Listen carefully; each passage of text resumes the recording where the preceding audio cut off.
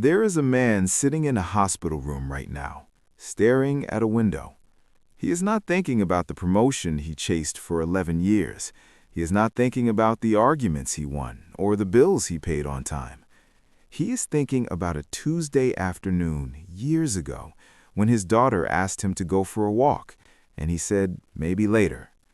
There was no walk. There was no later. And in that moment of silence, he finally understood something most people never figure out until it is far too late. We spend our entire lives preparing to live. We wait for the right time, the right moment, the right version of ourselves. But researchers who study human behavior have found something deeply uncomfortable. The brain is wired to treat the future as more real than the present. We save our best dishes for guests who never come. We keep our good clothes for occasions that never arrive. We live inside a permanent rehearsal for a life we keep delaying.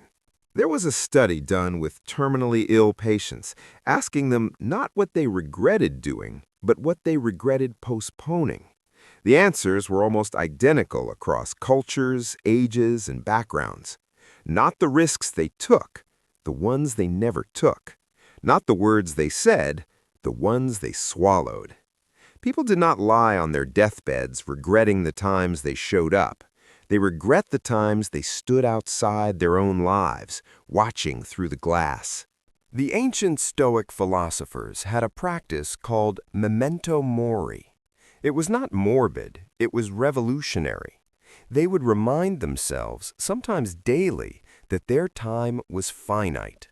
Not to make themselves sad, but to make themselves awake. Because the human mind has a strange flaw. It operates as though time is something you can stockpile, as though there is a warehouse somewhere filled with all the hours you did not use, waiting for you to come back and claim them. There are no unclaimed hours. The science of attention tells us that the brain encodes memories most powerfully during moments of genuine presence, not when we are distracted, not when we are performing, but when we are actually there.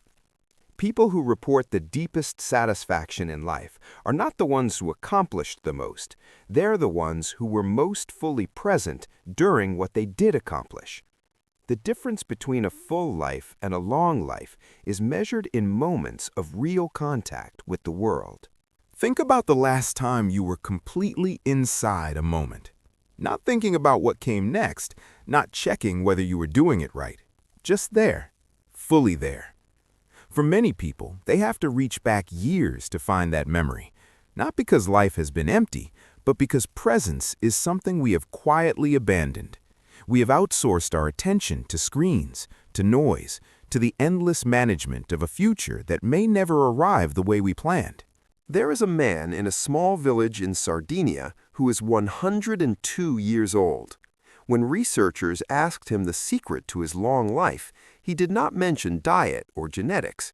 He said, "Every morning I wake up and I decide that today is worth the effort. Not tomorrow. Not the version of today I planned last week. Today, exactly as it is." Scientists studying longevity have found that this mindset, radical acceptance of the present moment, combined with genuine engagement with daily life, is one of the most consistent markers of people who live not just longer, but better. The real tragedy is not death. The real tragedy is arriving at the end of a long life and realizing that most of it was spent in waiting rooms, waiting to feel ready, waiting to have enough, waiting for permission that was always yours to give yourself. The life you have been saving for some ideal future is not stored anywhere. It does not accumulate. Every day you do not inhabit it, it simply dissolves. The man in the hospital room eventually went home. He was given more time than he expected. And on the first morning back, his daughter asked if he wanted to go for a walk.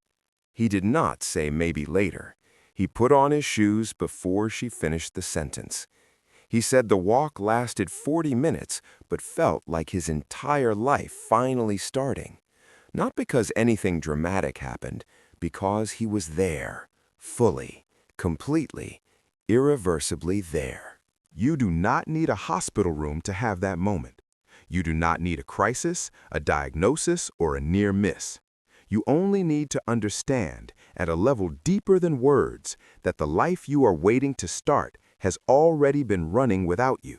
And every single ordinary moment, the coffee going cold, the sky changing color, the person beside you breathing, is the thing you will one day wish you had stopped to feel.